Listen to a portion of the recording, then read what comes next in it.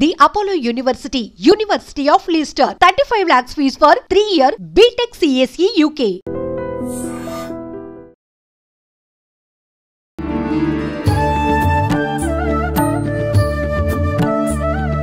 నమస్కారం, welcome to I dream. ధర్మ మార్గం విత్ విజిత కార్యక్రమానికి స్వాగతం. ప్రస్తుతం మనతో పాటు ఉన్నారు ప్రముఖ ఆధ్యాత్మికవేత్త, విశ్వ నియమాల ప్రచారకురాలు లక్కరాజు నిర్మలమ్మ గారి. ప్రముఖతో మాట్లాడి మరిన్ని విషయాలు తెలుసుకుందాం. అమ్మ నమస్తే. నమస్తే. ఏదో ఏదో నాకు భయం ఉంది. నువ్వు ఎక్కడికో మిమ్మల్ని ఇరికిద్దాం అనుకుంటున్నా. ఓకే, అలా అడుగు, పర్వాలేదు. అమ్మ, మీరు ఏ విషయం మాట్లాడుకున్నా ఖచ్చితంగా విశ్వ నియమాలకి లింక్ చేసే మాట్లాడతారు. మనం గతంలో మాట్లాడిన ఒక టాపిక్ ని బట్టి నేను ఇది అడగాలనుకుంటున్నా. తప్పకుండా. మనం ఆలోచించే ఆలోచన విధానం పైనే మన మాట తీరు, ప్రతి ఒక్కటి మన ప్రవర్తన ఉంటుంది. దాన్ని బట్టే మనకు జరగాల్సిందైనా రావాల్సిందైనా జరుగుతుంది. అదే మనకు విశ్వం ఇస్తుంది అని చెప్పి మీరు అంటూ ఉంటారు. కానీ అది స్పిరిచువల్ గా తీసుకుంటే గనక, ఆధ్యాత్మికంగా తీసుకుంటే మనకు గత జన్మ కర్మ అనేది ఉంటుంది. ఆ కర్మని మనం అంటే మొత్తం బ్యాలెన్స్ చేసుకొని ముక్తిని పొందటానికే జన్మ తీసుకున్నాము. ఈ మానవ జన్మకు అర్థం అదే అని అంటూ ఉంటారు. మరి ఆ కర్మ ప్రకారంగానే మన లైఫ్ అంతా వెళ్తున్నప్పుడు మన చేతుల్లో ఏముంటుందమ్మా? ఇంకా మీరన్నట్టుగా కర్మనే నడిపించిందమ్మా కాదంటారా? That is wrong. ఎట్లా అమ్మా? ఎట్లా రాంగ్? నీ చేతుల్లోనే ఉంది. అదే భగవద్గీతలో మనకు చెప్పినటువంటి అంశము. నీ తలరాత నువ్వు రాసుకుంటున్నావు, వేరే వాళ్ళు ఎవరు రాయలే. బ్రహ్మ ముహూర్తంలో ఫస్ట్ థాట్ ఏదైతే ఆలోచించావో అది ఫస్ట్ నుంచి 7 ఏళ్ల లోపల నీ సబ్ కాన్షియస్ మైండ్ లో నీ ఏర్పరచుకున్న భావాలే నీ జీవితము. ఈ మనిషి ఇంతే ఏర్పరచుకున్న భావమే నువ్వు తయారు చేసుకున్నదే నీ కర్మ. నీ కర్మ ఎక్కడ నుంచి వచ్చింది? కర్మ అంటే ఏమిటి? కర్మ అంటే ఏంటిది? దాని పాపము అని చెప్తున్నారు. కర్మ అనేది, పాపం అనేది ఎక్కడి నుంచి వచ్చిందో దాని లోతులు కూడా మనం తెలుసుకోవాలి కదా. పూర్వకాలము కర్మ అని అన్నారు, కానీ ఇక్కడ ఏర్పడుతున్నటువంటి ఈ చిప్పు సెల్ ఫోన్లో చిప్ లాంటిది అని చెప్తాను. అదే ఆత్మ అంటాను. అది 30% నువ్వు సెల్ ఫోన్ మారగానే నువ్వేమంటావు? నీ పూర్వ కర్మ వచ్చింది అంటావు. అది 30% ఇందులో ఉంటుంది. అదే మీరు అడిగిన ప్రశ్నలో కర్మ నాన్న. ఆ కర్మ 30% నీలో డిఎన్ఏగా వస్తుంది. 30% సరే, నీ కర్మ అంటే నీవు ఏర్పరచుకున్న భావాలు, నువ్వు ఏర్పరచుకున్న నమ్మకాలు, నువ్వు ఏదైతే ఏర్పరచుకున్నావో భావాలు, నమ్మకాలు, విశ్వాసాలు, కొంత కర్మ. అంటే మంచి చేస్తే మంచి, మోసం చేసుంటే, అపనమ్మకంతో ఉంటే, చెయ్యకూడని పనులు, శాస్త్రోక్తంగా చేయకూడని పనులు ఏమైనా చేసుంటే అది నీకు 30% వస్తుంది. ఇంకో 30% నీవు ఏ వంశంలో పుట్టావు, మీ తాతలు ముత్తాతలు తాతలు వాళ్ళ డిఎన్ఏ నీకు వస్తుంది. వాళ్ళు పితృదోష, ఒక ఆడపిల్లని సతాయించుంటే ఇక్కడ ఆడపిల్లలు సుఖపడరు. ఒక పితృదోషాలే చేసుంటే మీ ఆజ్ఞాచక్రము సరిగ్గా పనిచేయదు. డైజెషన్ కెపాసిటీ అంటే ఎవరితో దొంగ సొమ్ము దొబ్బేసుకొని వచ్చింటారు, బాగా డబ్బు సంపాదించింటారు ముత్తాతలు. కానీ వాళ్ళ డిఎన్ఏలో వాళ్ళు ఎవరో చెప్పించింటారు కదా, అది మీ రక్తంలో వస్తుంది 7 తరాల వరకు. ఏదో ఒక సినిమా కూడా చూపించాడు. సినిమా చూపించి వాడికి ఏదో పూజలు చేస్తే వీడు బతుకుతాడు, లేకపోతే చెట్టు మీద నుంచి పడిపోతాడు, చచ్చిపోతాడు అని ఏదో కథ. ఖచ్చితంగా 7 తరాలు మీ డిఎన్ఏలో ఆ లోపం జరుగుతుంది.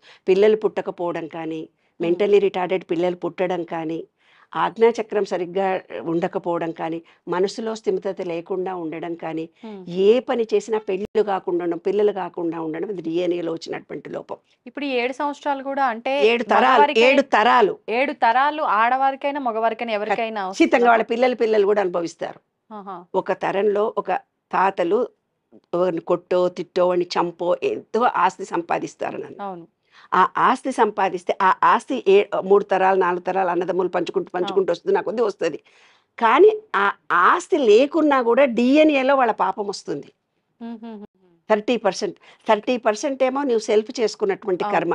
అంటే నీ కొన్ని నమ్మకాలతో పుట్టావు, కొంతమంది విశ్వాసాలతో పుట్టావు. ఒక అమ్మాయి చనిపోతూ నీళ్లలో కొట్టుకొని పోయి చనిపోయింది. అండ్ స్విమ్మింగ్ పూల్ నీళ్లు ఉండే కేరళలో పుట్టింది. వాళ్ళంతా పెద్ద ఛాంపియన్స్. కానీ పిల్ల నీళ్ళంటే భయం. నీళ్లున్న దాంట్లో చనిపోయే టైంలో ఉన్నది కాబట్టి నీళ్లు కలిగినటువంటి వంశంలోనే పుడతాం మనం. అంటే చనిపోయే టైంలో ఫీలింగ్స్ ఏ విధంగా ఉంటుందో, అంటే ఆస్తి కావాలనుందా, రిలేషన్షిప్స్ కావాలని ఉందా, ఆరోగ్యం కావాలని ఉందా, ఏ ఫీలింగ్తో మనం చనిపోతామో ఆ కొన్ని అనుభవాల ద్వారా పుడతాను 30% అన్నాను కదా, అవి నీ 30% వచ్చాయి. ఇంకో 30% నీ డిఎన్ఏలో వచ్చాయి. ఇంకో 30% ఎక్కడి నుంచి వచ్చాయి? నువ్వు కరీంనగర్లో పెడితే వాళ్ళ పూజలు వేరు, వాళ్ళ భోజనాలు వేరు, వాళ్ళ నమ్మకాలు వేరు, వాళ్ళ ఇంటి ఆచార వ్యవహారాలు వేరు.